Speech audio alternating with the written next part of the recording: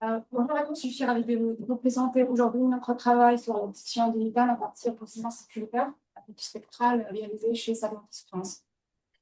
Savantis, le groupe, c'est une entreprise innovante dans le secteur aerospace spécialisée dans les pieds de satellite et d'observation de terre et de l'univers. Elle se distingue par son agilité, ses capteurs avancés et ses images de très haute résolution.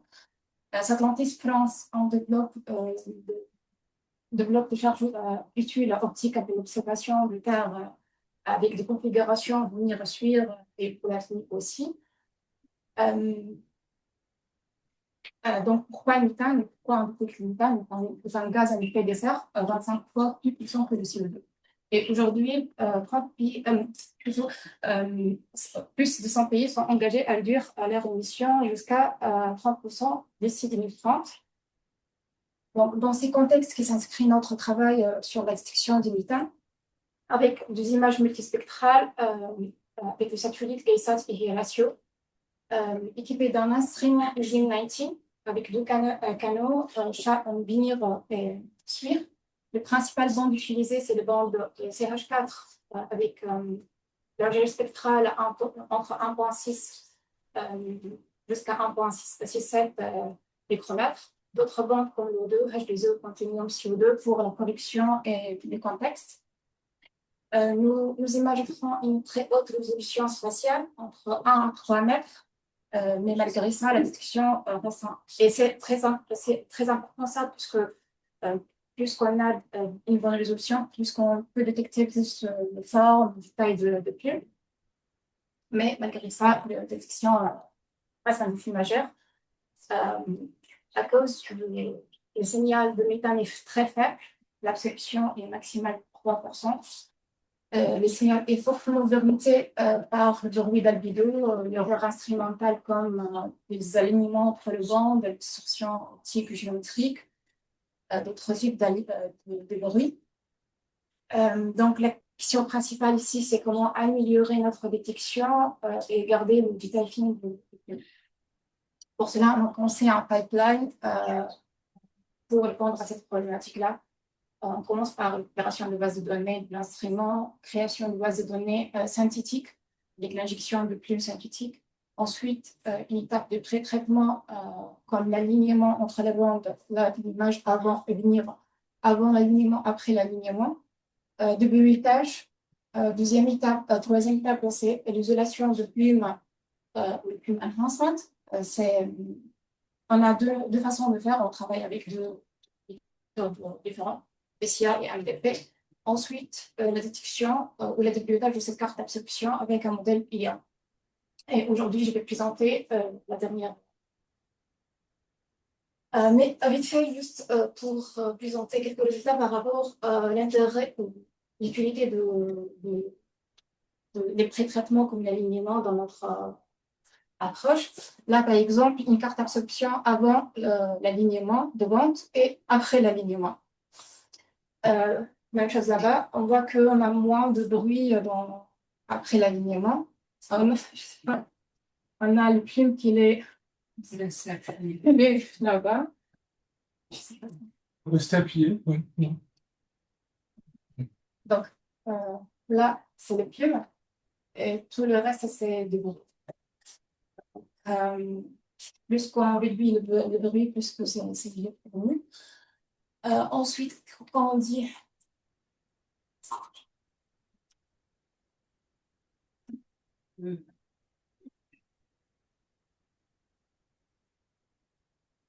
donc, quand on dit une carte d'absorption, c'est quoi une étape dans notre approche, c'est la création d'une variable du réveil, c'est le CH4'. Donc, c'est le CH4'. En fait, concrètement, on fait pixel par pixel extrapolation de la porte spectrale de chaque pixel autour de la spectre de 1.6 micromètres pour estimer le signal de référence, c'est le CH4'. Ensuite, on fait la comparaison entre CH4' et CH4 pour avoir une carte d'absorption. Et ça, c'est très important parce que le signal but est un peu discriminant. Avec ça, on peut isoler le fond, le fond de CH4 et augmenter la visibilité de plume. Une fois on a une carte d'absorption, là, une carte en bleu, c'est une carte d'absorption réelle. Donc, une fois on a cette carte-là, il ne reste que le problème d'IA, comment détecter un détail fin comme le plume, il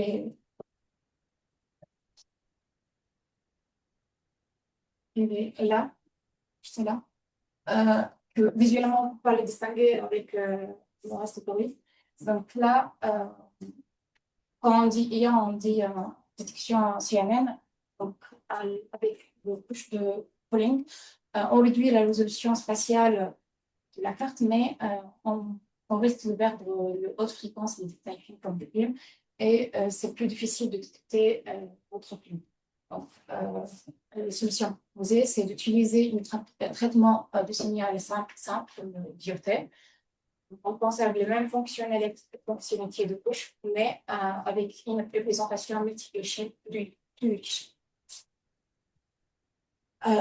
Pour expliquer plus, c'est quoi la dualité? C'est une décomposition en sous-bandes.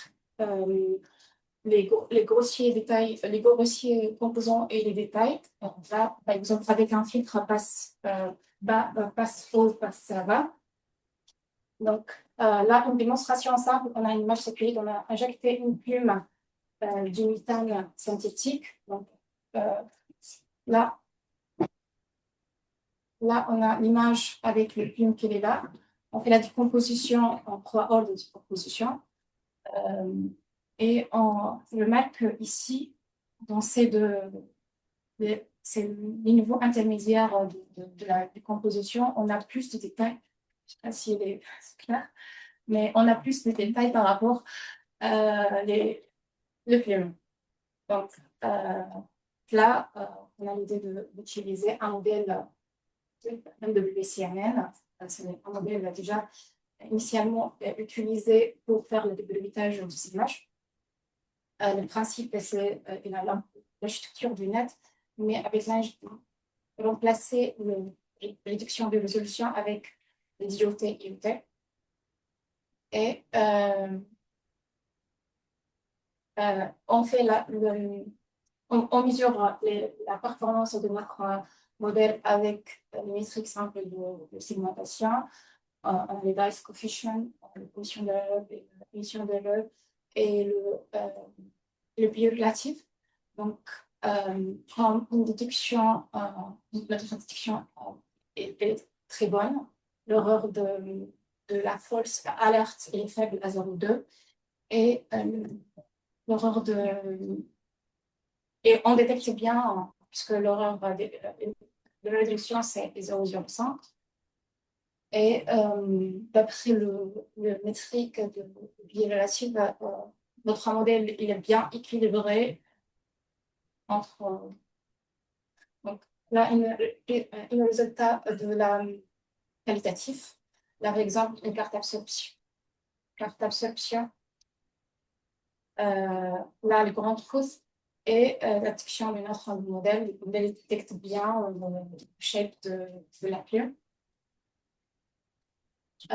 Finalement, l'approche d'utiliser le multi-scale pour résolution dans un modèle IA, il est déjà une approche. On a amélioré la détection 20% plus par rapport au modèle juste classique purement IA.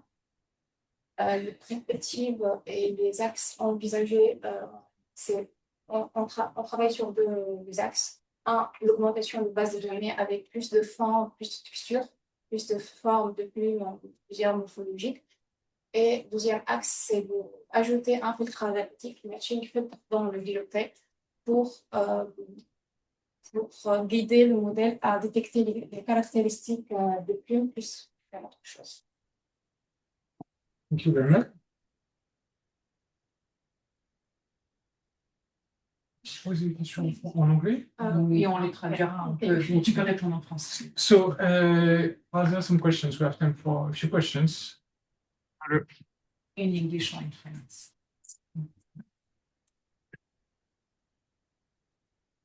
Peut-être une question rapidement sur le jeu de données.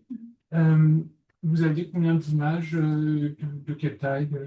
Pour le moment, c'est 9000 images, mais avec un chevauchement entre les images, puisqu'on fait, à partir des mosaïques, on fait les crocs d'une taille bien définie, 156.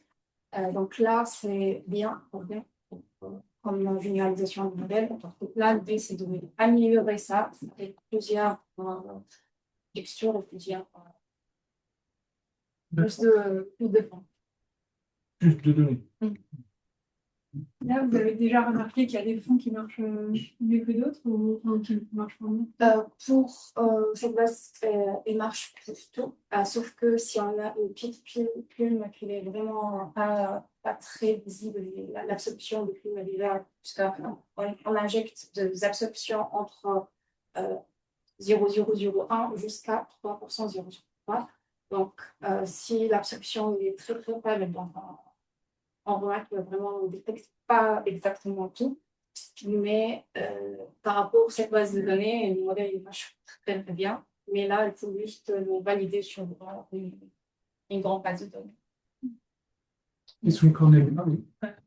J'ai une question par rapport à la question des structures en résolution. Pas pour faire l'IA, juste pour faire de l'IA, mais normalement, il y a des architectures qui permettent justement de construire des structures de résolution, notamment des architectures de coupinettes avec des connexions résiduelles. Est-ce que vous avez une perspective de tester ça aussi? En fait, on a testé par rapport, et en fait, l'idée c'était d'utiliser le DOP dans le multiscale dans un lien. On a testé pas mal d'architectures qui ont le même concept, multiscale avec un modèle IA, mais par rapport aux résultats, c'est le modèle plus performant.